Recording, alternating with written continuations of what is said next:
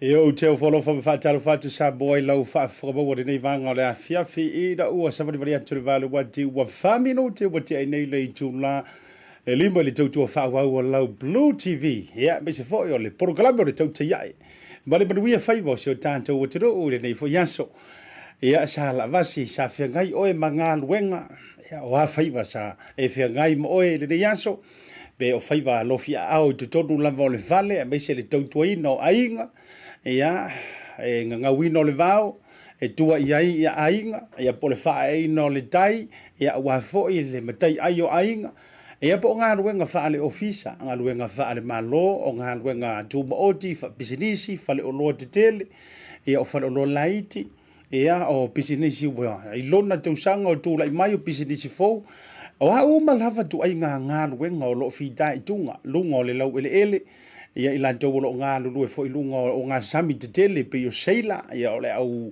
whangongota ia o I lantou fo I lo o whemalanga I vaalele ioi a wa pe au manganunganu le ea I tūlanga fo I o vaalele savili vaalele te tele ia o meli kekele o a uma tu ai ngā luenga o lo fita I tunga ai lo tantou o te lu whamalo atu Asiata ma whaantalo fantu o fo lo fantu le nei vanga o le afiafi o tautongi au se walanga tila o whaapulo le tualima whaamalo whai o le whaiva.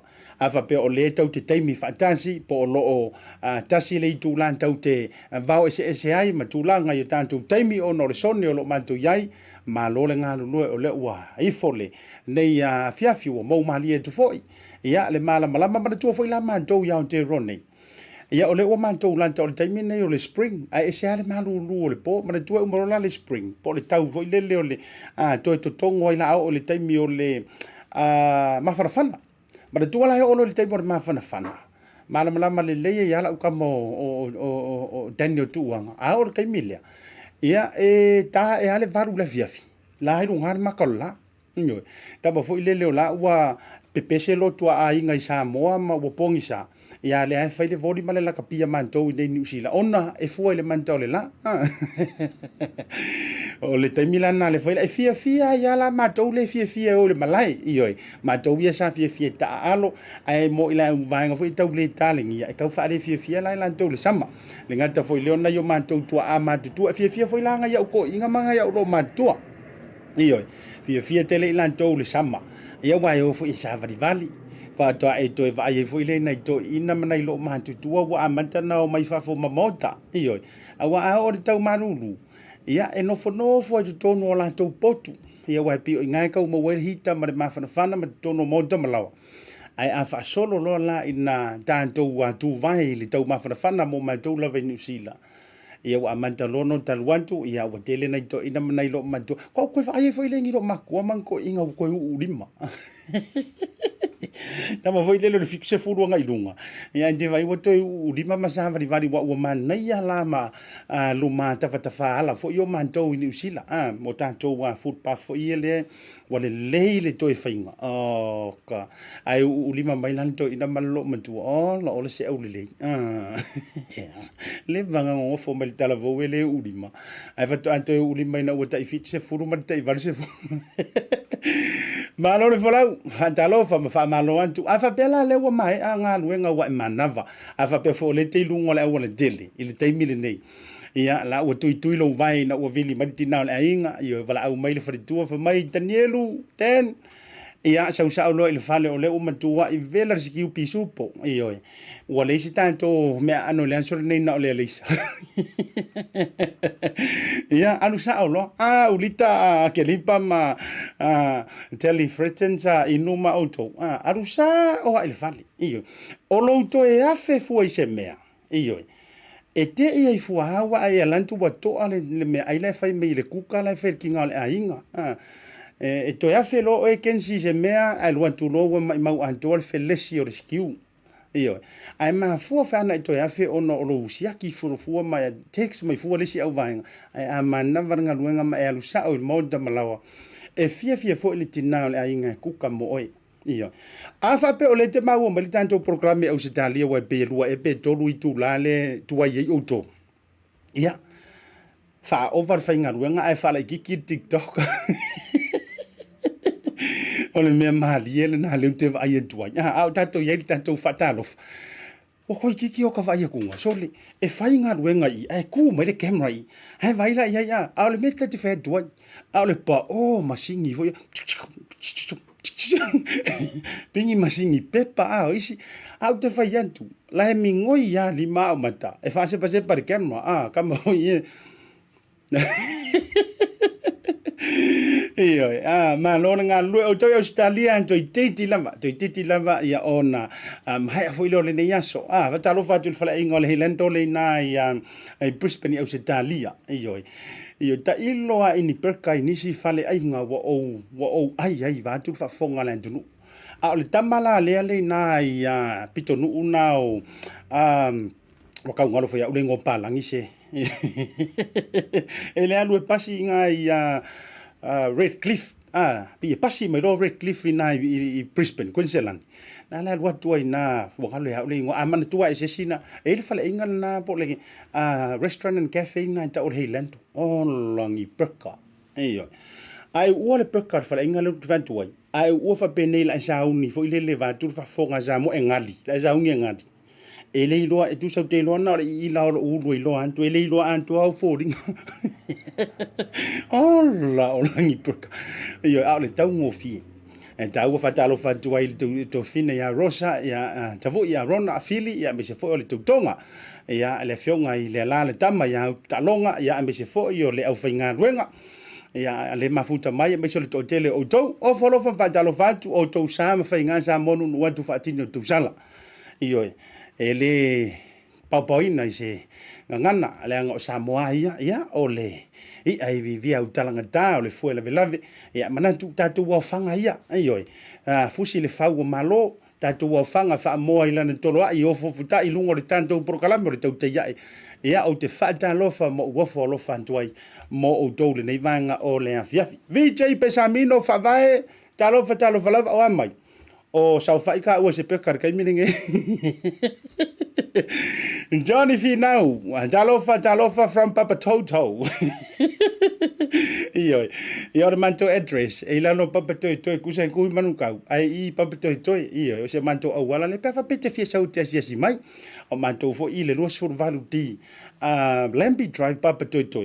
Lono winga la asu elo fa malama o ke kilo a ule lo aku lan Johnny o ke lo aku la ka mo tai leota iyo ta lo fa tu tai na finga winga ni yanso malo iyo nai wo pa anga mai ali tanto wala leo nei le BluTV a me se foi auto ele nei me fi pitovao ta lo fa me se foi auto uma le vanga o le afiafi o folofa se uso ya risco no toa oi la mafuta mai le malo America o to la li America o le to wa solulu le nei lono winga o le tau waso lua se furu nei e sa lau tala atalo fatu la mo folo fatu asiata mo ilanto uma o lo mafuta mai i le malo tele o meleke ia le malo tele o meleke au kala kiki ka ke fa no le pese fu ile ia so sola uma o te ine i meleke tia I o e ile ala ia o yo seila i meleke o fa pea ia so kala ki fe por le aku o mereke ia te wota matua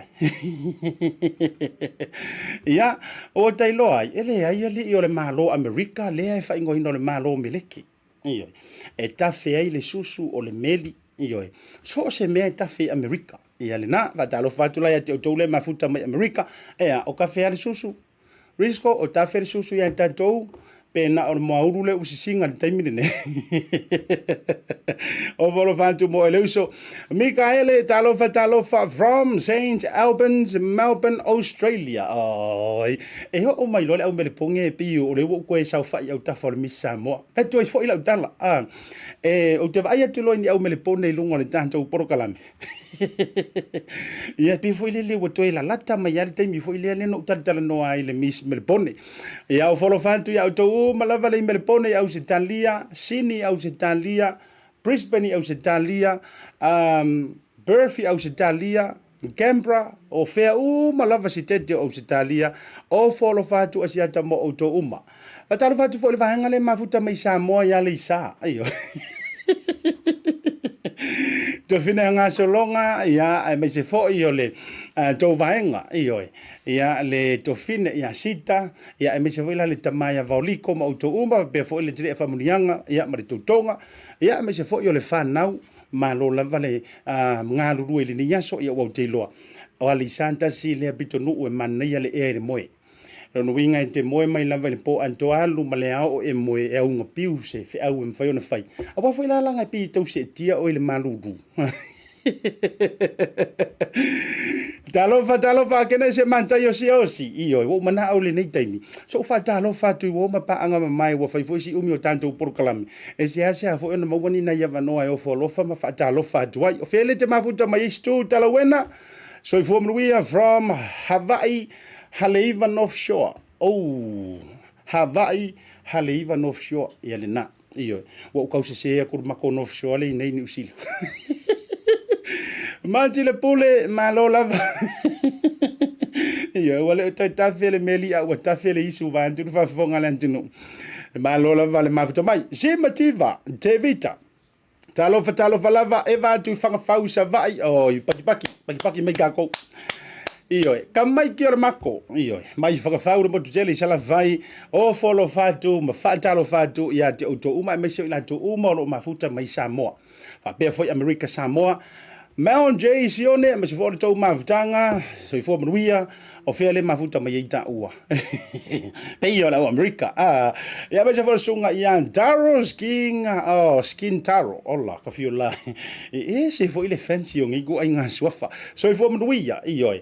Ya, le va ngole fia fer ngata fo ilo sunga vili tanieru, fa pe fo la Caroline Jong ma le to mafutanga le va ngole fia fio folofa ma fatalo fantu. Ona se mai leo lo fa talofa. Ia ila to uma le sa fai malanga mau to va mai ama do yau te ronei. Talofa lava. Haide mai. Kia ora. Leanga o whainga ia ma do i New nei. Iyo. E to ai tau no loa ni malo ai me se foi o tau malanga mai Samoa o tātou tau ainga ai me se foi o ila tau malanga mai Australia ma so se atu no a o Samoa. E ia ma ko kamanga ai kukur malai va lele fai tua tamana haide mai ioi wana na foi o leu manto ia tunu une yo tangata whenua mala lele ia ise o se tai leota mo o doula le fa pete fa fonga mai wa ma ua lo leo le nei vainga o le fiafi wa sile mai o folo fa tu ma fa fele ia tu asiata ma lo doula to ile ea o lo doula to ile vasa lo doula to ile ala ia lo tau lefu le fua mai ma lo tau va e tau mai ngantai ma lo le fo lau ilangi ma ta tau le nei New Zealand le au tauri mau ia o le taimi mua e tau nuu mai ai fa pulo ilan tau ni i mafana ioi fa ofu ma fa la e ilan tau ni palankeki ia au foi te alu tope mai ile fano sai se fa tau teke tau ngata ioi so ia te lima ma e mau tupe ia alu foi kope mai ile fano sai ia olai fa tau le ket mentu o lo matua ma le to ina iyo atalo fa toi foi la le tua o le manto wa o le fionga te mai te pule o le tato wa Bluwave TV ma le tato nanga le fa le tua ya Sahara le uma ua fo to ai to no fa no nei ia si o tua si o tina ia fa talo fa tu mo fo lo fa tu asiata mal proclamer to te ia o le taimi le nei wa le o to tu le lei mai o nai iyo manten wo te tauna peto tu yu ta peto mai I ta pena le fa pusa a wai ma fai lava na fai umu nei ia iyo tu le tofi le taimine nei mo to uma lava le au fai malanga mai ma ta fa mai te tonu o te roa mo to uma le ma futa mai lunga proclame se uso ya tens to wanga me se fo le tautonga ma to o fai ngā ruenga po ilunga nei po lo Wellington le au ka muka ka maloa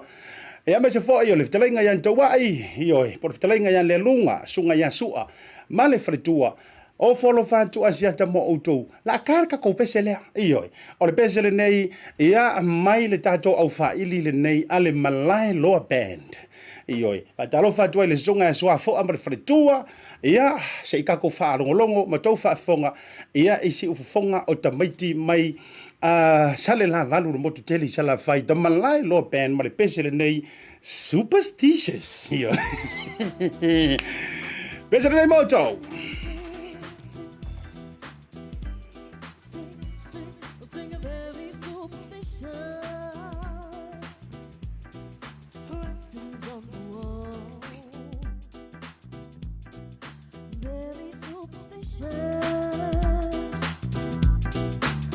there's lots to fall.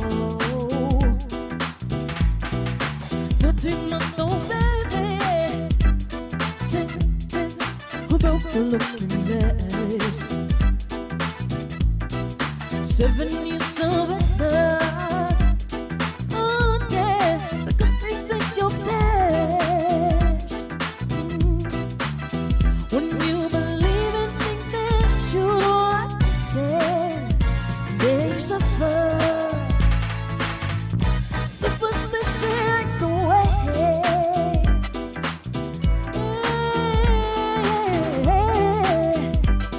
Ooh, I sing heavy superstition. Wash your face in his. Any other problem? Oh baby, do what you can.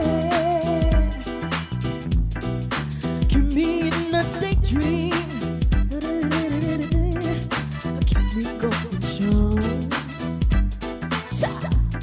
Today you don't wanna save me. Ooh, sad is so. Hey, hey, hey.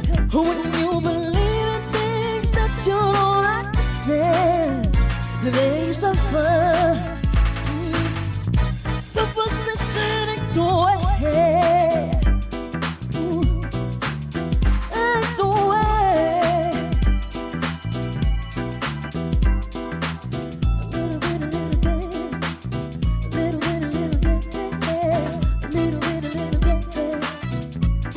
Ooh, when you believe in things that you don't understand, then you suffer. Superstition ain't the way.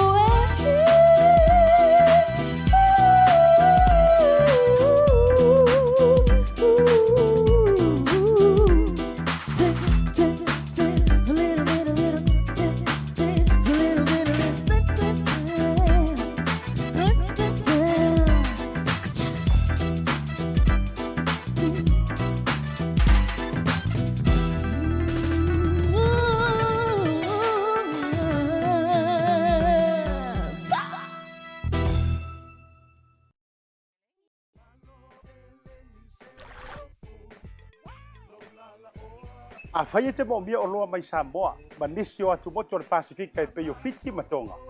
E na o le tasi lava le maketi te mo le Tasi Market.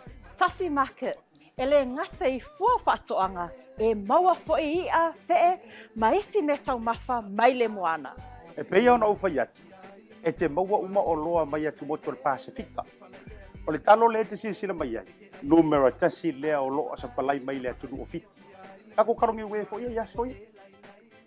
Maua foi le umala mai tonga. E le ngata I lea, mo I lātou e fia le tātou tama o le whai.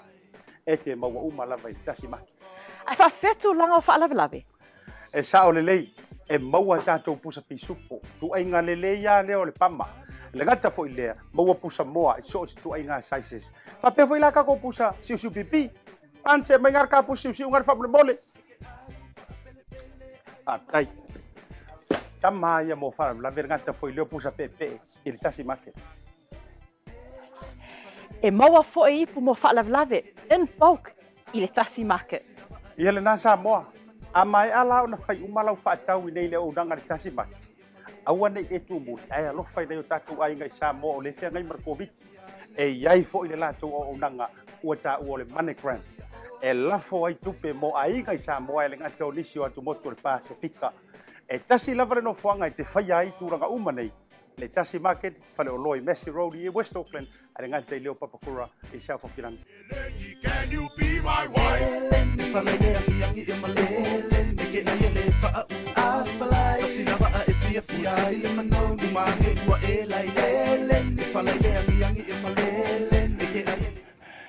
Io e tau sami te le whau le e lengi bea e maua mai nai le tātou unanga le Tasi Market i tātou whare o loa e le ngantau Massey Road e a o le tātou whare o loa i nai GI whape fo le tātou whare o loa i Papakura io e le nei vanga o le fiawhira uloa super tolu minuto te nei le tu la e lima i le tutua ma le unanga ala BluTV i le nei vanga o le fiafi io e watalo vati angu tu lau ti le mafuta mai Las Vegas ma lo lava wambai o tau le ase taimi wa yei tātou le nei taimi so sa yen TV tele a malo lava ngā lue mafuta tu America Samoa i whalaniu o ia moto le fia fianga o a mai ngā inga ia o le fwea manuia ngā i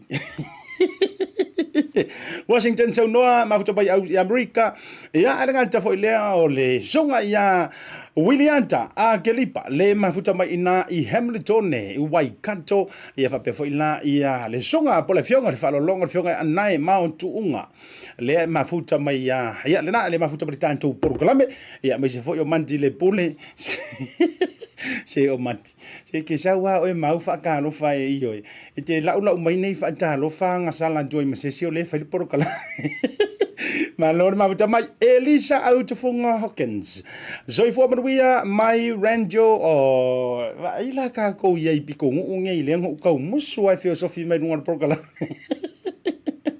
Exato, ele fai ka ku series ka mai ki sa vai io na la tuan tur ma la va le faleolo va ai o ka malo faleolo International Airport ai le ngo fa mai alla faleolo upu fai ngata airport ia le na mafuta mai na i rancho ku kamonga si ai ia ingi ku ka mo enga me ne si vai vale le yanga me po sao ia vai la vai o ina ia alo fa tele tu Asiata mo auto le na mafuta mai rancho u fenga ta si ai o ile sile mafuta mai lena to va tu ia Josefa ma le la to foi mafutanga i nai pore rua ia ile lo muo si tanto o Wellington e fajalo vai foi ia se usa fionga i le tu fia le fionga a fomina la fai le lupo fa pe foi da lupo o the lupo families i nai le lo muo Wellington fa pe foi le tu a fipe mo to uma se o lo fa fajalo fa se usa ia la brother love a lo fa to lo me se foi le tonga le mafuta mai na le real hard mafuta mai Clinton ni to tonu lava le shopping center in Clinton io o le mane io fo ile le tanto proclame o lo ke vai to fo ile map o te lo le ya le mele te mafuta mai ai te fi wala te fai mai o le te sa va alo te lo o le te mafuta mai ta fa to ile I Otara amigos Scanlan fatalo fa mo follow fantu ta mai ti ali sa mafuta mai nei vai ngole via verga te fo ile ya o Maria Simonti ma le to fo mafutanga so fo manuia mafuta mai Queensland Australia fa fite tele mo fa murianga I lungo le nei fiafi ia nganta ilea o le sunga ia aso io la utelai ngale o po la sunga aso tasi ma lo lava tanto filo I tanto senga na nei ia fa be fo isi uso ia lui male tautonga girana to your beautiful fiance Jessie tuning in from Dokoroa io good evening ia Taupea good afternoon for ile nei manga o le fiafi ia a fo file mu Samuelu o to fai la vai fa malo ma fa talo fa mo o to pamas ten no le vang o le via fi malo si le timu ka lo fai io a fo ia vai o e fulu io e lengo le timu e fai si ave fo io na tua patatua Wiley Pula ma le to mafutanga from Melbourne Australia ia nga te lea o si uso ia le to fa ia tula sonoi vine anai le mafuta mai nai Waikato le dei vanga o le via fi o folo fo fa talo fantu ai me se fo le tina matua ia mama tu ngaita fa pe fo il tama matua ia le fionga ia anai po tau fo yoelu anai ia malino falo fitalinga au matangi mo to u malavo le tantu ai ngolo mafuta mai nai Hamilton le vanga le fiafi o folo fa ma fata lo fantu Asiata mo o to u malava malo le ngalo lo malo fo le tawa dai ale ia ma to tonga ya journey mala no falo le mafuta mai nai Wellington malo lava fa to so Simon Peter ayo sa u male cyan concrete mo to u malo ngalo lo le fiafi ma ka ukia ko fai si male o yai ma le paru si male o yai ma lo le nga lulu e fa tai fo le ma to mai nga tai le sunga ya kala lua po a foi mono le fo e mafuta ma le nei vanga o le fiafi fa talo for programme ia si o longa leota ma lo lava le ve mai ia vao le motutele sala fai io e tamai tio sa peseta ma lo lava ia le mafuta mai le nei vanga o le fiafi va tu fo ile flavor ma le mantautu ma lo manantu le lei ma lo le fa totoa ma futa ma ina papa kura ia me se vela sunga ia Maria ni so tanto update si tato news update ia ona tanto to se foi la ia ka ko pese mo mana ole el ta fa pito atu mo o tole ma futa me lungo le nei il programma le vanga ole afi fofonga ile vai mo tu pen unoi le mafuta mai nei Brisbane au Italia ma lo lava fa taile mafuta mai o le o to te dala le tanto quota scheme fo ile po le tanto sei o le quota aso dolu o kitopa ia ai to tampunia ile aso lua o November lo winga tasi lava le masina le o le anto te dala ia le tele le nei news mo tanto e me se fo o le tala o share antu le nei tala e me se o tanto ma tua taluana tanto wa fia mai le covid o re kaimi fo ile lena tanto ta fio fo i male ma fai ona to fa tau nu ina le kota a fa pe o elena e manuia ile se i matulanga fa bena o le lava ma fai ona fa to ia ina ia maua sau pe pa fai nga luenga la lava ma fai o fo initial of atali mo pe pa fai nga luenga ia tu le ngole taimele nei ele o to ma fai ona to o se officer ua online uma le fai ngome uma matulanga i processing o apalai ia po tusi talo sanga ai mo ri tanto konta lava ia o le wa failo mai le immigration New Zealand ia o le aso tolu o ke topa no winga por da son kwa io o le foi la fasifo le nei masino sistema aso tolu o ke topa le o ato te talai ia mo ni tusi talo sanga ia on to e tampunia le ile aso lua o November kasialan masina awane misi ia joy mretua ave lau le ali tulanga yai o le online uma lava le fatonu no talo sanga ia mai se foi lanto o lo o tautu officially tulanga for your visitors visa e tu sala for is the same thing o lo mafai ona man to le vana to te tala mai talu ona te tala tanto borders ia o lo mafai ona e apply online ia ava pe fo ile nei taimi o soifuanga o wa umi fo le covid ki makau ngalo ya o fo ya o taluana saule covid pe wa kau ngalo ai mare faingo processing o fo me mo mia o tulanga fa pena ia ele a faina lo facili io facili isa ili fo ia se tanga time fai ona qualify io o a license immigration advisors to tele ila do me se fo nisio o loia pe o le tuma tai loia fo ia siatu fa moele masani ona ma fa tera no antu ia o le sunga fo i po le to fa va i malai asianta anti na eva ai ia malila va ai firm ia ma le to tele lava io o nisi o loia ia o loia fo nisi lava fo immigration advisors e lando te fautuina oi ia au fo ile to e fa mana tuino me te tauna fai ai ma tua ele o to ia lava se officer o matala e fanga sa awa sia ka ko wa mi online fa masani fo ilan tatou e mai se fo yo le fanau fe so ni ani matua io le ngal na fa o ngai o to le nga fo na avi o to ya o nga taunga ta ia ina ya woni to show off tili ia ai to i fo le fui niu le pala fe so ni ani o to matua mai se fo yo aunties ma uncles ia po ai fo ile o lo fai ma tulanga fo ile le vai ngai tono le ainga ia so soania ilanto o wale tau fa atu muino nisio forms e misio fa ngai non tulanga le online ia o le sitanto wa update ma tau tia le tulanga sa south afio le vainga le se o tango e play tu te kama ikilipi le I'll play this little clip o le vainga le incident na happen in looks le so na nafi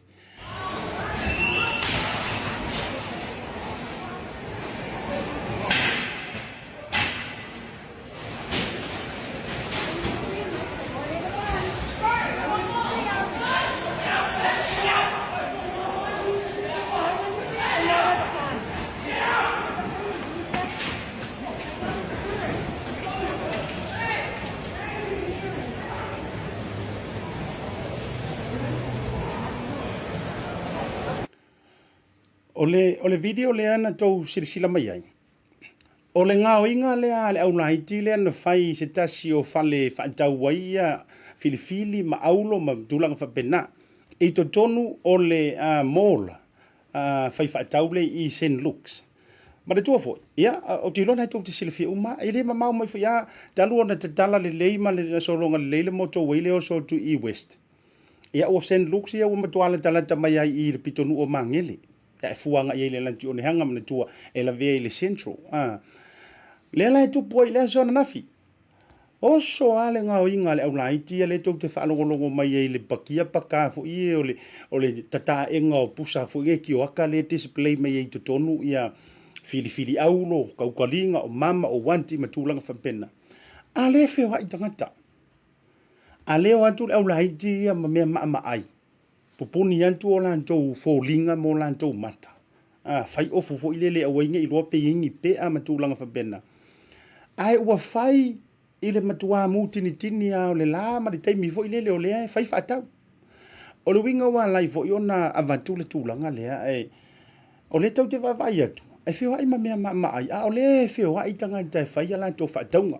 A whapefo o le te mafuta mai le taimire nei sa e mawai se tala pe sa e iai fo i le tūlanga i St. Luke's. E avatu wa ile updated nei ma avatu whaafautuanga fo i mo tantou.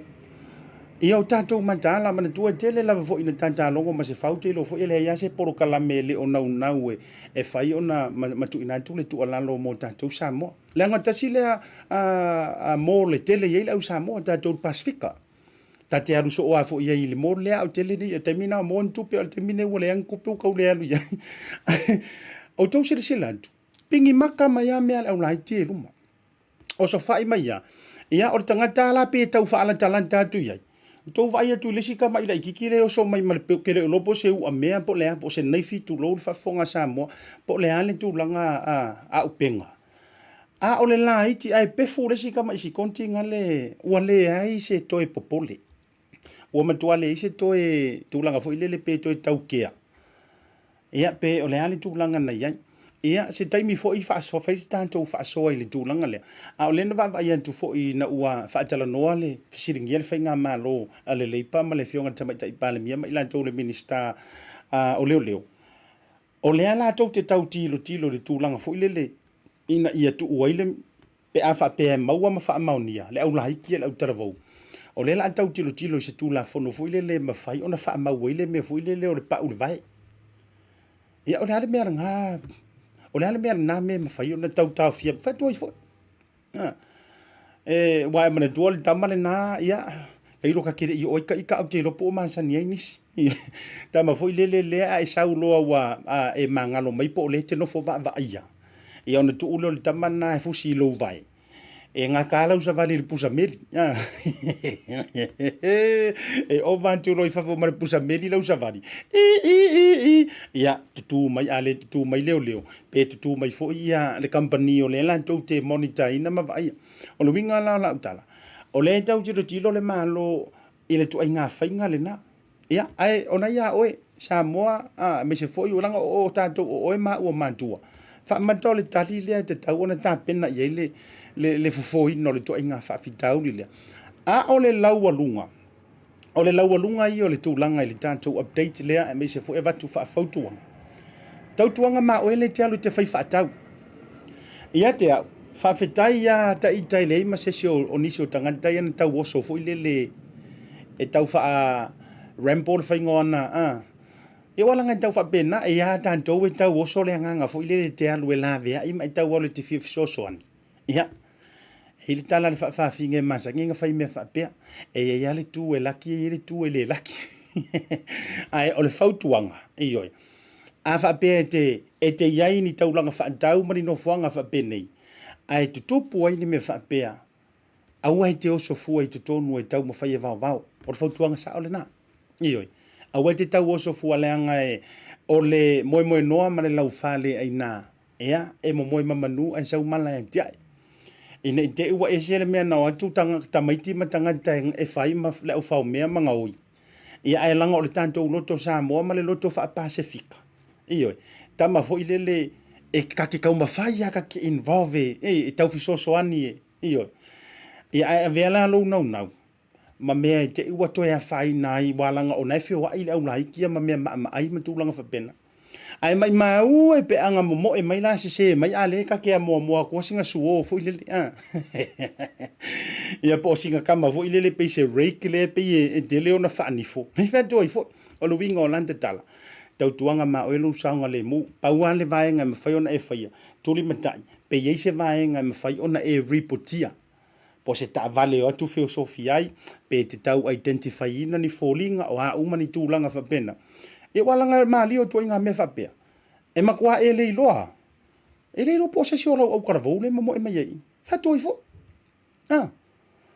Wale o pomoniana. O le wafa o ngā e le toa tele o kengi ma ilantou e fia fia. E fia fia e faile le mausalea. O le si tūlanga. E tele fo ina tantou tau le pua ma tantou lafo fapea. Wafa o ngā e kengi wana na tupua me fapea. Fa mailoa. O le kengi le ua mai fa o ngā tamaiti. Ai anta to vai nei ai raid leo fa leo isi tangata. O isi ka ngakai le ai le ongi kengi. A o se urunga li i fatua matutua lava e pe o se la ua le mea lai fai e fe o lai. O le tau ma fai recruit ta mai tifo i o mai e fai mea ia ai to tongi e maua le taui. A o le winga i o la te tala. Va ai pe le o le ale tūlanga fo i le nai ai. Mai e fa ta alise lava e vili leo le taimi le na. Mana tua. O fale umai e whaale anga ina mga o ia. E te tau o na lantou whaia ia le tūlanga o vanga fuile. E te tau lava o na iaini insua o na tūlanga uma. E le la se me ke popole wa o kamaia. Ia o le telefo isi fale o loa i tele ai na saut kama fuile le. Pe na se sfuru a whenanga o ia e a whele li pokia. Ale inki. Ia e tolu se furu le fa se furu afi. Ale winga ia. O le that's their problem. O le ale problem tanto o lo saunga le mu. Fautuanga lana le Tautai A'e me se fo Asiata le nevanga le fiafi male una male porkalami. O te nau tele lia. O te nau tele na ia e mau pe au vili leo tuli mantai po fese ta vale o atu ioi. Filosofia i po fena a wala mai ai o ani nai famatalanga. Vili leo. Ia ona dio leo lantou matulanga fa pena. Fe toi fo. Le si tanto update.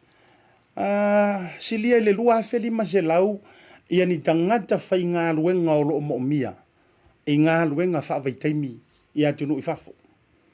U fai atu i atunu i fafo la vea i Ausitalia ni usila ma Amerika Samoa.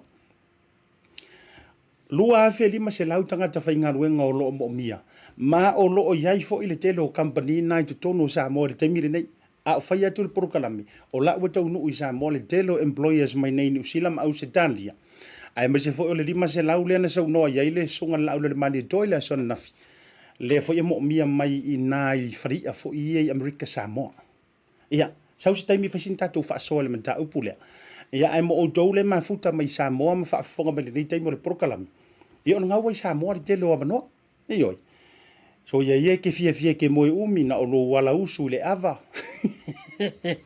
iyo na olo wala po e usu e ingu ava iyo ma e fa ila solo li fale o lesi tanganta ai tau mafaina sa ilia e nai nava noa ai mai se lava tatou ye le o fai ngā ruenga le mo mia moni lava le tūlanga o le ngā ruenga ma le mo mianga ia awa o le ala fuila le la yona o antu ngā ruenga i Samoa tele na toi o mai e ila tau o fai ngā ruenga pe o fai a o ngā o leo o fo mai o fai ngā ruenga hotel sa e ma fua na o tamana maua langa foi o lai mo e mana tunantu o lai fia fai ngā ruenga ia o le ala na mea tatou le ala maua na o le pisa ai a ala de kai au e usu e fai popo e la kuingu ava le fale o le si ai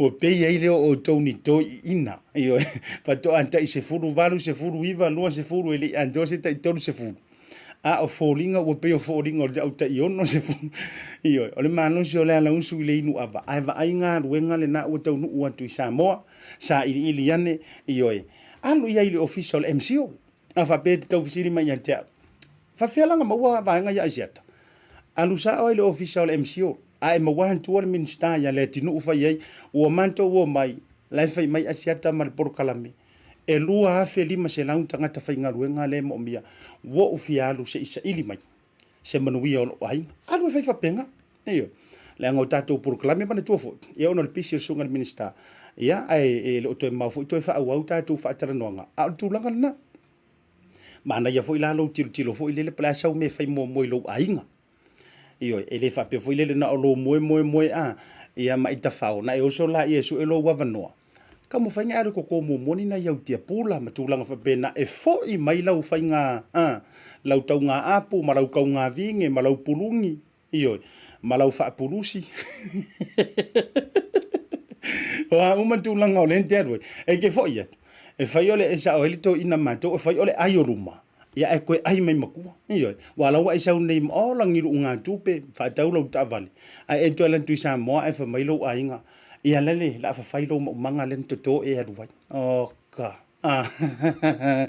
mantua palingi lava ina ole official MC ole io i pia po ole te aluasu el official le minister ya le dino mana tu official na ele o tai le falo le malo tamana le ile plaza mo ila tole ta official me la tu malta to information zi e pe yo fo nga fale lua ina le plaza fo ile le tele na air want to e ta fa ila ya o lungala na ai le official le o le minister ya le tino ya ai la kula ia fasino foi o le official tonu lava o le vaenga le ngafa ia matulanga ia ole na fo ia Samoa le fionga ia niwa folau Helen ia ile nei taimi ia o ia fo ile o le tanto RSE liaison officer mo Samoa ia o Tironi ia li foi pu e vai lo ina le fionga ia niwa folau ia ma e fai antu ia o le e fo mai asi el porkalame le Tautai A'e Asiata o le ia vanoa fai ngā luenga ia RSE fa vai taimi ia au foi kela ko e fai e sau pepa fai ngā luenga o kota le ai le ai ma sa ukala fa pe nau fai tua ele o se pepa fai ngā luenga o kota o ngā luenga fa vai taimi tama foi e te sau ia e toi foi atu pe a mai asina vai taimi o volo vatu se uso ia tam Samoa ngā tai lea ia ole fritua po le tausi a malili me se fo yo le tlainga ya so alo le mafuta by Brisbane Australia ke resoma malai ya me se for fatu Jacinta se yuli fa tala fatu mo follow fatu mo o tole nei vanga ole e afi pesele nei e tafa pito antu ya mai le songa ya polu palitonga kavale ni followa ya ma le pese fa mai fa no ai lo loto man to le regional le fionga ila loli ngalo ma le mana te nari tautua ya o toi usuina le songa ya polu palitonga ta fa bitoa duai mo oile nei fiafi a fa peo fa no loto aisea ta umai pole hane ma fu anga ua fa no ai lo loto iyo ya siva mai le pesele pe a fa ua fa no loto iyo a fa no yo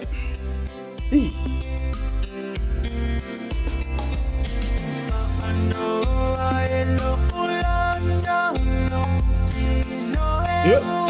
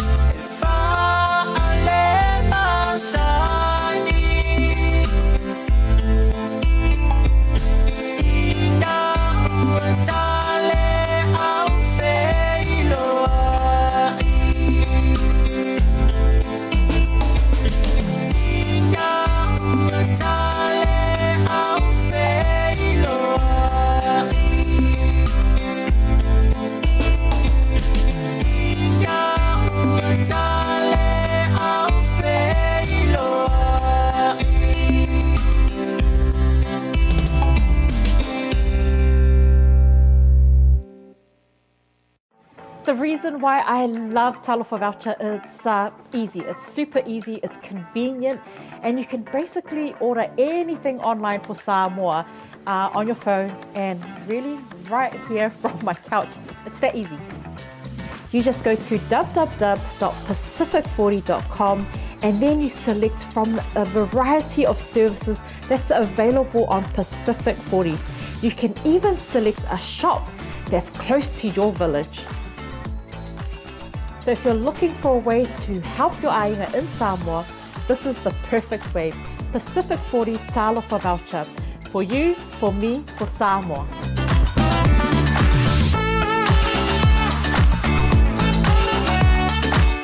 Io e pese lava le Pacific 40 talo fa voucher le teipo wan tile o toi 4 minuto talo le tula e ono le tautua le unanga lo BluTV e pese por club le Tautai A'e le livanga on le afia fi le risa fe po le ai fa talo fa ye le tu fine pese fo le tutonga e ya le livanga o le fia pese fo ila le tu fine ya li amanai le tutonga au tanga vaia ya le toa vaenga le mafuta mai inai bakuranga fa malo antu ia le fiafi fa no ai lo to fiola e ke le au fa iyo ole na lantu le tanto pesele dei ma tua tasi no fa tu ngale fionga ngana mana te na ritu tua ia a ole na to suina tamai to le ni forloa ia ile dei vaenga fo yo le fiafi le tanto por kalami ale la no fa ya tu pola se me o e fo ano no ale la wo teilo iyo atalo fa le fionga ia la urutea mata upula ulu le mafuta mai ia i le vaenga o le fiafi a be se foi o tangi i lima iyo o fa no o maliu Queen Elizabeth ia e fa ngo le sile le yo se manera yo a la me le fa no o Lucia tailua fa no ia a si o so ia Poppy ia Mr. Policeman Asiata ua fa no alo taloto iyo ona ua tuale ai si tupi ua ave iyo e tatou tala noai fo text fatalo fa fionga tuala Victor Vauli me se fo le tanto ua pulenga le self seas ia le fionga fo ia le malu ia me se fo o le tofa i le fonga papa io ia Folasa ai me se fo io le talinga ia se manu fatili ma le tau au fainga luenga la le me se fo io le fletua ia walesi ma le totele fo e pe fo le sunga ia ula lei ma le au fainga luenga lau fong fifia le tanto wa south seas ia le mafuta mai fo ia me se le inai o tara au tatu tala no ai ma fama ite mai le sunga ia bupi ila loi le lau mua wa te loa tasi le tangata o lo tato vai tau o le taxa e sa o tala lo tau fai tala o ma tato tax ia ma le a fa pe foi lai le o sau lo tax ia lo no wingo na ia le menta wal na ia lu ia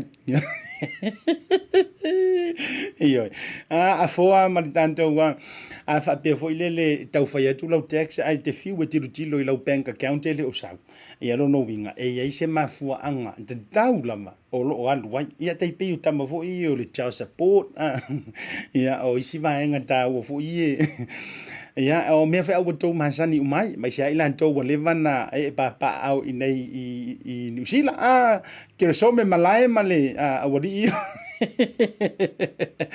ma lo fatalo fo ia i le sunga le tuala kunselani to lu petango ia ma le lanto fo i mafutanga i Samoa me se fo o le to tele o to lungo le porkalan fatalo fatu le vanga o le afiafi ia fa ia mata tu bi tanto pese fu ile fa ngo fo madi e fo oe ia me se fo yo ha fo ini la va singa o fe ngai mo o ha fo ini ti nga o fe ngai mo oe o no le vala au pa ia le tua ia ila tau fo yo lo ofitia ila pongisa ia o no le malanga le maliu mo leonti ia fa mai se le nganga o le tua ia ele lava se tulanga fo i to fa inga tai ma to ia wa ai le tulanga o fa no no nga fa penei maliu mo leonti ia walanga o tanto malama mo to silofia ia i fofanga fo ia le tua le tanto tamau le langi ia awa fo ia lo tanto wola ia mo to soifua ia pe ama vai fo ile nei soifonga fatalo fantu ile talinga ia sia io po ole talinga ia au matangi po fito le fale mali toa si afi fa mosili le mafuta mai Samoa ora kanga kanengai o te fai ai le upu fo ile le fai so o le pese le avani antoloa le fai tamale o pesa mino i tutu animo io o le anso ma te fetaui i nei minusila o le anso ia ua tawai atu wa Samoa ua pea mai le maunga o vai fo ile la sa vali mai ai io ia o le tamaloa e pe fa ngota i tai e lua e fa ngota i nei tate le lona e su enga tafo e paula le mem foi no tamawai o le te ia fo ile lo ta vai tunga ai maua mai lungo proklami a talo fantu ia ila u fa utanga vai atu le pa ia fo io le fio le metua ia fa mosili a me se fo io mawala malainga sa mawala i vao ia e te nani fo ile so taito se yuli ia malu foi li me se fo io po fitu ia lau fa utanga umtangi po fitu le fale mali to malo lava le fa to ia o mai so tanto botunu i Samoa ele nei vaenga o le afiafi ia ma nei foi vai tau le soifuanga malo lava ia le fa to ngante ile ia ole on sai foi malo le tua ma le tua mo le silofia ia ele tau fa iloina le talinga ia si afi ia o ia le ai mana yonano ia le fa ili lawi lo foi le ale oski band io le tele na ape pese tama malie ia e fetangisi te neti bodu io e tau le fetangisi te neti savai io e pi o nga fu ile te neti savai a pe pese si fo fonga la wodi ia pi e kifa solo le on te ne savai io ia e mantua la we te neti bodu ia pe a pe pese la wodi ia on tele au fatunga ia o le lo loto ia le to fa ma le utanga ia ale fa utanga ia si a me se fo yo le fatuino le tele o pese male o fo yo le ngana malo lava ia fa tai fo le te mafuta mai fa talo fantu le falitua po le tosi ia fale sa masoni ia me se fo ila o si uso le telenga ia leo ia tamale mai le mafuta mai ia e nai Palmerston North malo lava fo ia o do mafuta mai malo le fa anto to se vaenga mana o fa sina tanto fa so ai lungo le proklame e le nei taimi o le afiafi ia mai le tele lava fo yo fita itunga o lo pale fianga iai e le ngantau fa fita uli fa le malo ia o fa fita uli fa le nuu fa fita uli fa le tu malo ia fa fita uli fa le ainga ia fo ma fa fita uli fa le tangata lava ia no Ai manatu ana I mata upu tātou wa whaasoa ai. O nisi o vaenga fo I mawhai ai o na avela tātou tu alalo ma whaatupu manatu. Ia ila tau o lo pale whengai. Male whaapolo kalameina o tūlanga fo I o le miliona ma polo keti to tonu o tu malo ma fio anga te tasi. O manatu, whai eisi na tātou whaasoa. Ai mana ia fo, I lungo re tātou porokalame. Whai mai si nau whaasoa. I se polo keti po o se anti nai. E te sila fie oe. E ono te tau mo ono mea. Ia ona whaama ite fo I te tonu la volo fio anga ma lau I tu malo.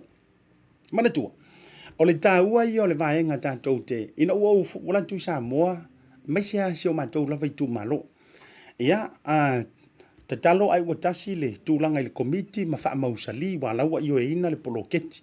Ai toe au na vaenga la iti le wha mausali ina o le komiti ma tūlanga. Ai paula le vaisua la au te tau va aia. Isia mātou lava fo I tu malo. E pei ua tau tele le taimi le tau wha mau poponga o le komiti ma tau fili le komiti. Ai le o iai mani tūlanga fo I le o tawa aia tua iwa tā pena I ni tūlanga o ni anti nai. Ma tā pena I ni tūlanga o mea I te tau o na whaia e wha arua ila le kupele la avatu. A wai pei o le te leale o le whaafitau li le tau te sila anto mo mantou wa aia tui Samoa. E pei wa umana fi nau I le vaenga pei ngā o ngā ka o le wakele le kai mea alu le komiki ma le kofinga o le komiki.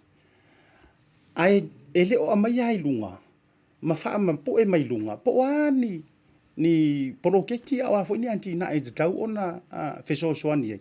Ia mo tu malo te tasi awalanga I le toi nama le laina. O le toa tele o mawhauwhaunga lai to tonu o tu malo ma le tele o tangata te to tasi ma ainga. E tasi ale mela mo mo oha. Ma I maue pe anga kufa maingi kupe. O le upu moni ana ma le upu tu sa.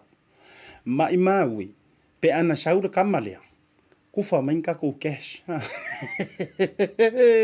Pe yo le pese aka mai kifa. No. Cash. Shoot. Parara.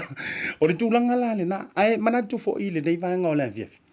E mana ia le tātou matimatia ma tātou fatua. Antonu e tutupu whaamatangi I liu o vaa. Ia I le tō whāma le utanga. E le ngata o fioanga au tū malo te itasi. Awalanga I aila ua ia te tau. O le tangata nu o lo lava I tū malo e ui o lea tātou te ai tau malele atu I fafo. Ma le tua fo. Awane I toi iai le tala noa le masani o na whai whamai e le taulia tala tātou I e whai atu I fafo. Ma le tua fo o tātou lea ua pepese ai ale malo, ma le whainga malo, ma tangata nu I Samoa. O tātou le I fafo, na fuai o na suia le whainga malo, o le upomoni le na. O le winga la o le tala. E tā ua fo I le tātou tu alalo ma le whaama ite atu. Wa leanga o le porokalame lea o le tai miliona tā lale ave I tu malo. E peise structure fo I le avatu I atunu I fafo. O tu ai ngā ati na e ma polo keti o le ua lewa na soifuai ma o lai ia le whaani usila, le wha auskalia. E au mai ai lea local boards le lantou funding. Ia lantou te tau mawhai ia lea I tu malo ma le pitonu. Ia wha au le lei ma wha tu mati e le tu langa mauarunga o le lantou lava pitonu. O le system la lea. Lea wa tongi atu I o e wha o ngā e le whainga malo I Samoa. Lea e adapt mai ai le system o le miliona. Ai o le fesiti. O ani polo keti te tau ona wha tau nuu I le taimilia. O ani anti na e te tau ona wha tau nuu. Awa e tele ale taimi tau te talanoa I ati na e ngā o ngā kalo. Ngā o whako ngā meiwa I mawhauwhau. Ia na o pāhi alawa fo. E whaamantau wa ngatai I vaenga I te tau ona e whaato whalai ai ma e utanga lolo toa I te tau ona whai. E aina I tātou motu ngā awhana maua mai Samoa. Ia, e le toi nāma le la ina le tau whaafonga maua le sa o whaatala noa ina se tasi o tamali I. Wai laualunga lo tau si la fia I le tūlanga lava lea o le fina wina o le tūlanga fo I le lo le whaia o mea sao. Ina ua tūla I mai le whaatua tui le tua sama o tasi le fionga ia vui. E iei la le vaenga na whaate ia ia o ina ua whai le whaatara noanga lea. Lea na whaamapu e mai ai se wha noa noanga o lea tamali. I le whainga la o le la tau tupe la wa iei. Le na tau whaafonga umana wa iei. Wakala I kua le whaipuli. Ioi. Ia mare komiki. Ia ai hau noa ma se malama ia i o le nuu antoa ma le fioanga antoa o lano. Tu lou fo i le pa ia o ainga ta pa au e me so falo por tausi. Ia wa fo ia sa antuala ia me se fo i alo va fsuanga. Ia ma le mamalu le ia san murianga. Le winga wo batua tasi le fa te inga langa ye fo i le si tu malo na o mai fo i ia tanto motunga afa le por kalami. Ai pi tau te amata mua antua i. Le tūlanga la le o le watala le tupi. O a tonu ni tūlanga o ni anti na e leo le afai. O a ni anti na e leo le afai mo le fo i tu malo. O le isi tu malo na mai le whaaseana i nisi fo o tangata whamai. O le mākou ko malo. O le wa mai le whaatou whala i ngā le mātou wa taitai fono o le whaipule lea ea ma le komiti. O le mātou milionga. Wa le rua se la ua fele aru le whainga o le whale. Le ofisa. A sau le mako milionga. O le aru mua i tūlanga tau skolasipi. Maota maiti a onga i tū malo te itasi. O i inu o le tū malo. La ule ta ua le tū malo le au te loa afe te whafonga mai familia le system lea wa vatua po le plan lea. I au te loa la po le tū malo lea. Whamaila le siti to te loa manatu. Whamatau. O se whaatou whala inga mana, ia le avatu lo le miliona. Ngā avelo la, ia le focus ngā o skorsipi. Whamai e whaamua i skorsipi. O le aso whina ngano. Skorsipi fo ia o haonga. A fi haonga lo wakadi ima lo wa whinga i whafo. Pe skorsipi le universike. Pe skorsipi mai whafo. E mawhaina e apalai ai. I le avanoa lea. Se maila se kupe sponsor i le haonga lo wantali skorsipi. E isi e tatu whaasua te isi le system lea. Whaamantai e si kola sipi uma. O le fesili le whaiantu. Mānai aia. E mānai aia se lau pasene le whaatua whaala inga. Le anga i sau loa o le upu mua le tau ai o tau whina ngalo ma se mawhau o onga. Mānai alau avel whaamawhai o onga. Ai mana tua. O le upu whaautu le au mai. Mō si kola sipi. O le antonu le taimi le skorasipi e le tamama le teine a onga. Ia, le te sila fia o ele sa onga i Samoa. O le antonu le taimi e ta uai o le skorasipi. A whaapea la o le a onga o le tū mālopo o lo unu ua ia whaateita inolo tanu. Mai le whase lau o tamaiti a onga. Ai na le se furu tamaiti e skorasipi. E au i skorasipi ma mawhainga skorasipi. Pena se lua se furufo. O le ase tūlanga ia i le whaatua whalai. Ia ai pe i mana ia fo ile au mai fo ile le whaapea ana amaila li tua inga amainga fo ile le. A o nga fua uma le whanau e le toi tongia ni pidi. Pe a whaapea la tātou tā ngofi e tuli au winga o a onga. E tua i fo. Awai pe i mana ia le manu lau ti mua o skorasipi. Ia ai pe i se conditions. E yeini ai inga, o le ai inga, a le maaila lo mawawau. Upu tu usao marangangana tu usao, a le maaila lau penkala. E le afford lai o e le mawhailanga e ntaito o le melea.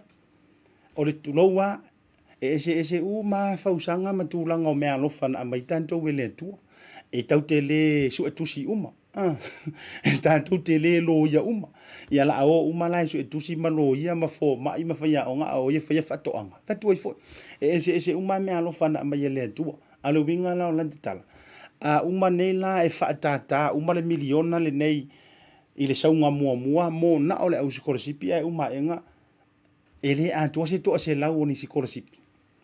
O hai le la ai le tupi. Wa mana tua te tau wana wha o ngale na miliona. Ia uma lesi paya inga, o i lesi tausanga, kalar kupe koe sau lesi miliona. Fatua. Ai pe e mana ia le au mai fo ilele. Au mai lalo i le tu ai ngā levo lea e launga tasia umai le to tele. Le levo la lea. O le totongi fua o pili a onga mai lava ia onga whateitai. A onga tūlanga lua. Se iau o ai tamaiti a onga kolisi. Ia ma onga yungiske. Pia mana ia la le na. I te tono le i tu malo tau tele utarano. O le milionga le ska mai kupe. E le si ta mai tupe le miliona. Ile tausanga. Lono winga 5 miliona ile paya inga. e fiu e mawhainga koe whaaku o ele si primary school. Pea whapea na o le tasi ale primary school ale tu malo, pe tasi le pe lua primary school ale tu malo e wha lima ono nu. E fiu e mawhainga toi whaatu isi a onga. Lai so fina ngana. Whaatu ai fo.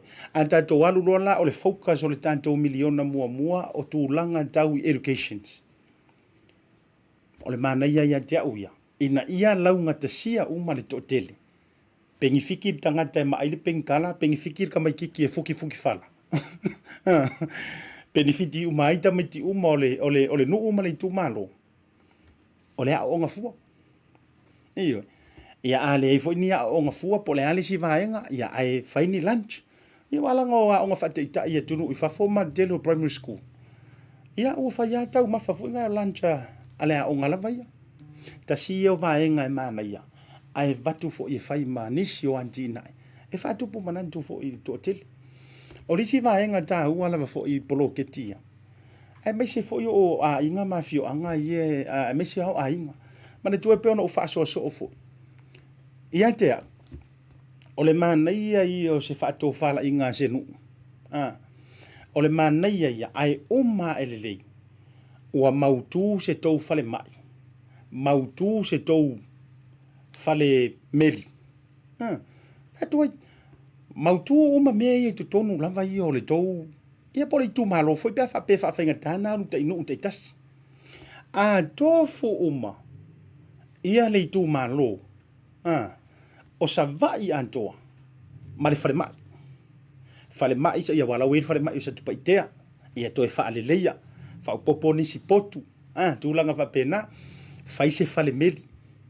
E lafo uma iai meli ma tūlanga e receive i lava i lea i tu malo meli ia makiliva i le lātou no. E tu ai fo. Ia, o le a fo i le faini tu ai ngā a whape fo i o le au teu whanua o le tu malo. Tūlanga whape nā po o le pitonu. O le isi vaenga tā ua fo i te tau ona sila iai. E le mana ia. Ina ia o ngā tasi fo i le tūlanga o le soifua malo loina ma le ola le lei. O le soifua malolo ina o le tangata e maise o to tonu o lo ainga. Ia mana ia fo il tamba fo ilele ai. Faile se veia ale pulenu o malaku komiki. Po o aina i ainga fo i ainga na tau soifua mai amo taola mai o kala ikiki le ua tamatua failo te to o lua mala ta whanau. Ma toi whaasoloa e le tu i fo le tuunga mau. O nei ainga ia. Le ae e nofo faleo o lava o le fa lea whatu ai fo. Mana tua. E le tutu sa uma manuia e maua e tangata. E le tutu sa uma foi le lei matulanga o ina sa iaia vanoa e maua e nisi o whanau. Ioi. Ai o nei ainga foi e laisi la fia le ia ele. E le fio anga ia o lo lima vai matau ma whaipea. Mana ia foi ai. Faisi si vaenga o lisi kausanga e milionga.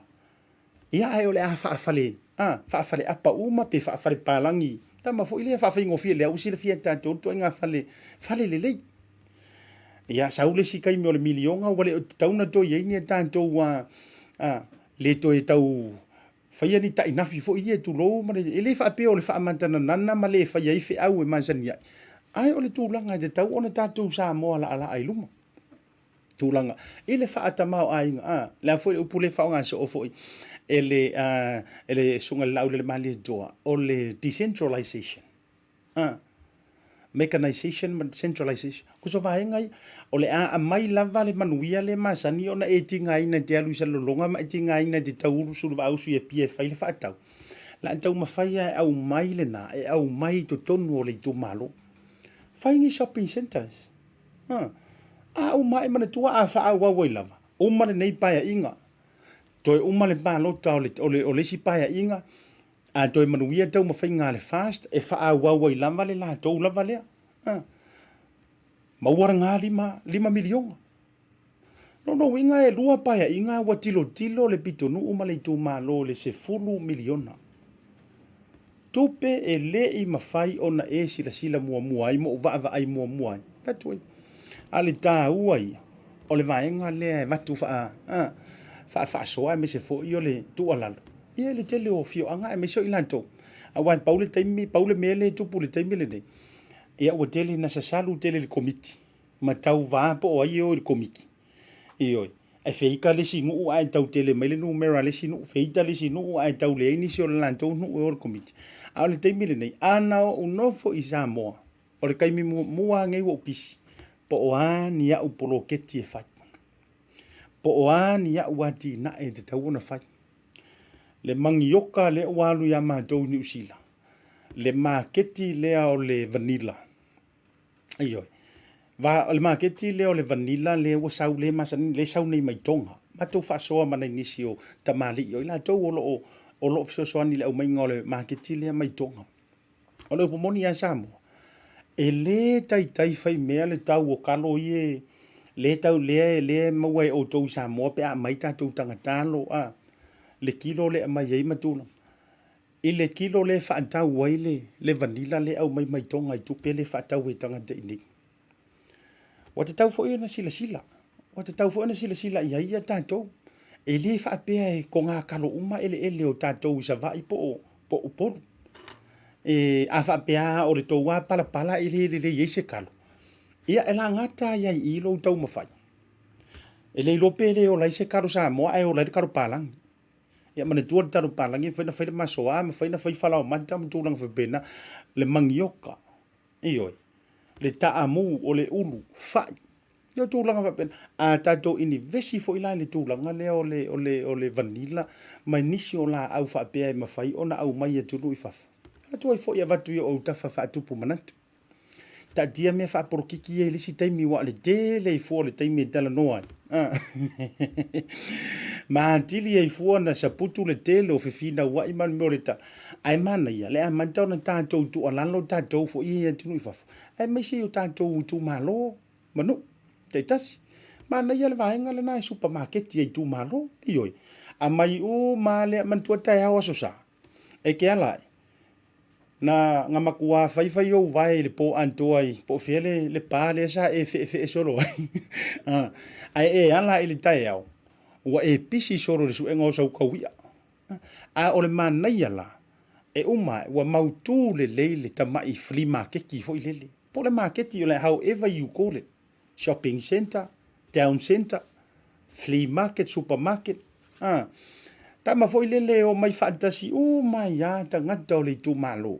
Po tangata fo yo le no, however fai e. Tau ma fai whaatau o mai. E ke alu e whaatau waita i au talo. E ale whaatau watu e whaatau mai. Whaatau wai popo. Ioi. O a uma mea uma. A whapewa e la tua reise kesi. Whaatau mai le tanga malala e whaola le o ngā umu malala la ntouia. Me whape nā mantulanga o mole tā ua ia. E tu alalo i hante utoa. Me se ia Samoa. Ia ma tātou tu malo. A walanga o le upomoni. E le imasangi ia. Ai mai siana i tātou tu malo mai nu itua. E le whapea, e le o whai atua a me o le tūlanga i se tilo. Fo i le maualano le ai. A e fit, malama i le wingo. O le wa avantu le nei plan mana ia. O se mea fou to tonu o se o tātou watunu. E te tau fo i lao na tu alalo tātou le ia tunu i fafo. Ioi. Tu alalo antu i le tofa ma le utanga pa ia fo i o ainga, ai mai se fo i o voli i ma faipule. Mana ia le universia ai mea, mana ia fo i vaenga ia, ma tūlanga uma. Ia a fai fo ua sua nisi ma suoto sina le parapala i tutonu o Samoa. Antua tasi le vaenga ta ua e le oiloa e le toa tele. O lai ke whapea o ia, o le tau anu, e mantua le o lai ase koko. Whateitai, ai ngalo ia oi. O le lauarunga le palapala le nae nga e soifua mai ia. Nai te nofo. O le lauarunga nga e le iloloko ke le lau oso. O te tauna suoto sina. Ai le avaku langi masingi fo i e mantuan toso e suoto sina le se i tau vange mai lunga le palapala le leina i lalo. Mai fo i whainga whatoanga i tunu i fafa. Se i o ka lakula i aso i o ka piki yang. Ioi, al talo fantu le au vahenga i piki yangi wala e whaila o le i le puki koi. Te mana tua ta saunga fo i lava i tei. O le yangi ale men tama fo i le tate o so kongo laka vale mangongi yangi o so kongo le fale mangongi yangi o so kongo le poku moe mangongi yangi. Ava aila le whainga le au whai whato anga na. Na ona uma lava na harvest pe uma ona o na au I lunga le na poloka ke le ma uma na tipi ma tūlanga o whaonga. Ta te toa la tu le si asu. Ma kua I mafuri mai a au ko parapala. No kua upside down mai a fōringo parapala. Wa alu ele tama fo ilele matuasu wo to sina lele. Feli uli wa ile parapala. Wa fo ila wa umar mineral le na pingi mai a au tama ia wa tau fo ilana toe. O ka ko lai Samoa. O le lauarunga le ngafia ngai ma au ngai la au. O le lauarunga le ale ante la tu esa sasa ya le lauarunga. Ai ana wa avantu la le tūlanga le matua suo to sina o tantou palpala ma ele ele. Ele ilo po le matua matau tia. Ia o se isi vae ngai ono tupu mai ai. Ia mai ngalo ia o fa pesole le ai la. O le ngu wange o le ngu o le fa. Iyo, a le no ta ola mai le fa se furu lima sul tau sanga. Fa mai fo o le ngai ngu ele o la se fa.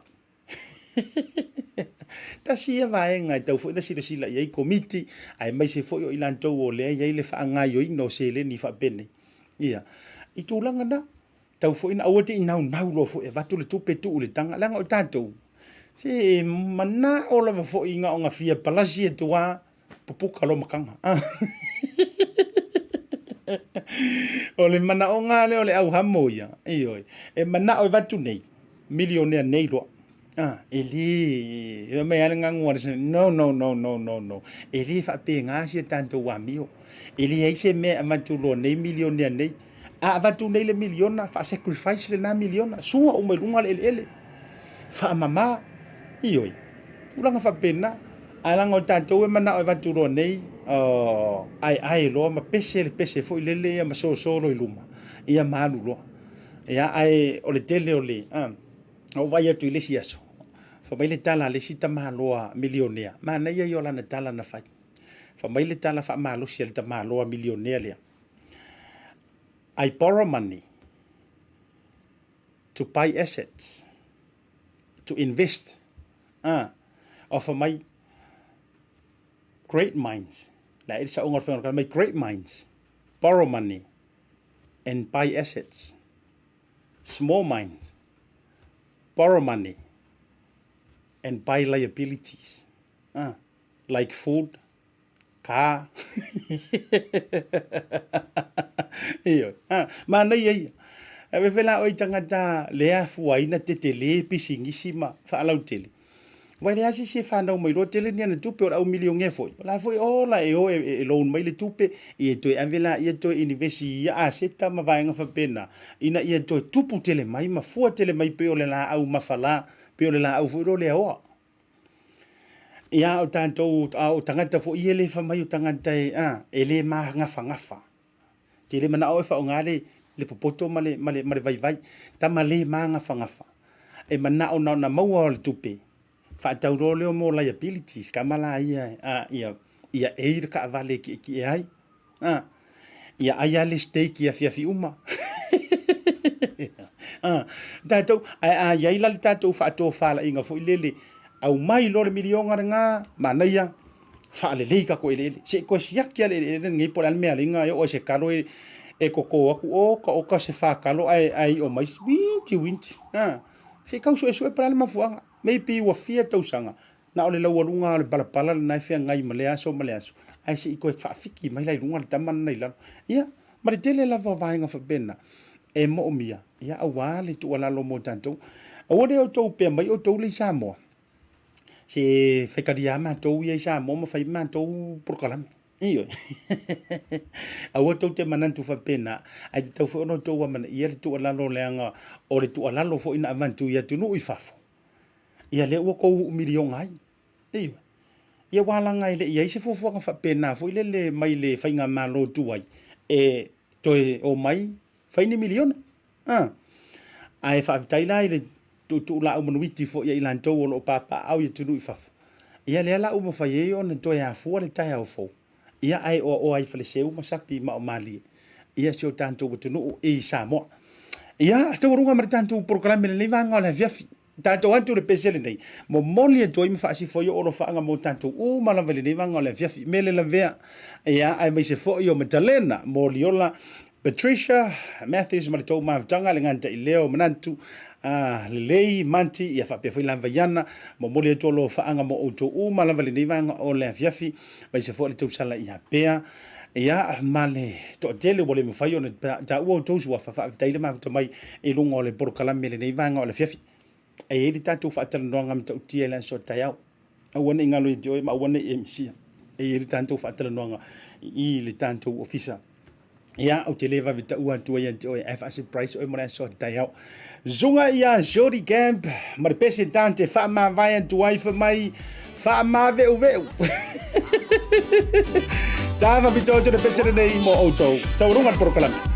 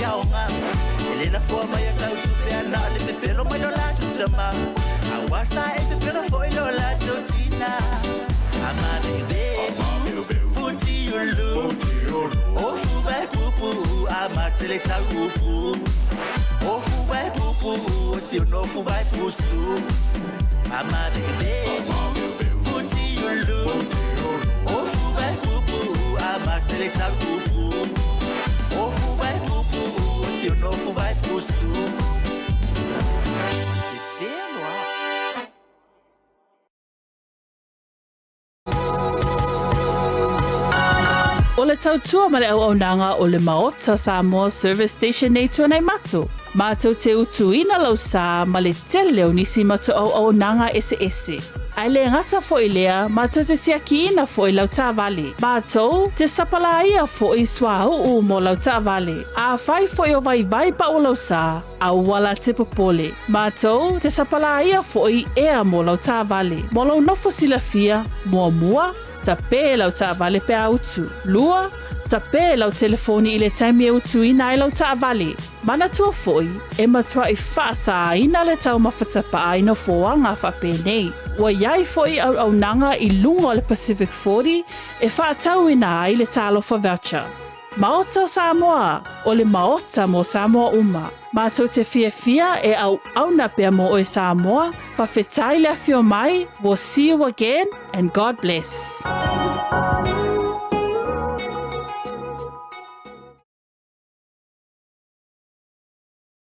The reason why I love Talofa Voucher, it's easy, it's super easy, it's convenient, and you can basically order anything online for Samoa on your phone and really right here from my couch. It's that easy. You just go to www.pacific40.com and then you select from a variety of services that's available on Pacific 40. You can even select a shop that's close to your village. So if you're looking for a way to help your ainga in Samoa, this is the perfect way. Pacific 40 Talofa Voucher. For you, for me, for Samoa.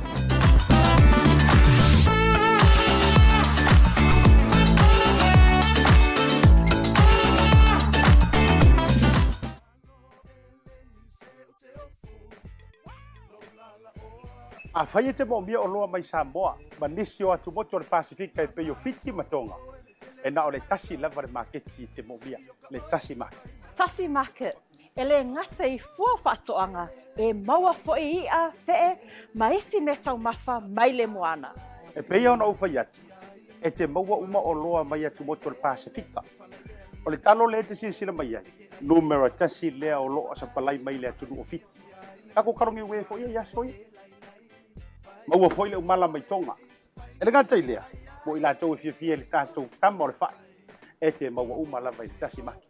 A whawhetu langa o whaalawe. E sa o le lei, e maua tātou pusa pisupo. Tu ainga le lei ia leo le pama. Le ngata fo i lea, maua pusa moa i so si tu ainga sizes. Whapea fo ila kako pusa siu pipi. Anse mai ngar ka pusa siu ngar whapule mole. Tai. Tama ia mo wha, la ngata fo i leo pusa pepe i le Tasi Market. E maua fo e ipu mo whaalawe, in bulk, i le Tasi Market. Ia le nā Samoa, a mai ala o na whai umalau whaatau i nei le o nanga le Tasi Market. Aua nei e tu muli, ai alo whai nei o tātou ai ngai Samoa o le whia ngai Markoviti. E iai fo i le lātou o nanga ua tā ua le MoneyGram. E lafo ai tupe mo ai ngai Samoa e le ngata o nisi o atu moto le Pasifika. E tasi lava le no whanga i te whai ai tūranga uma nei. Le Tasi Market, whale o loi Messi Road i West Auckland, a le ngata i leo Papakura i South Auckland. Can you be my wife?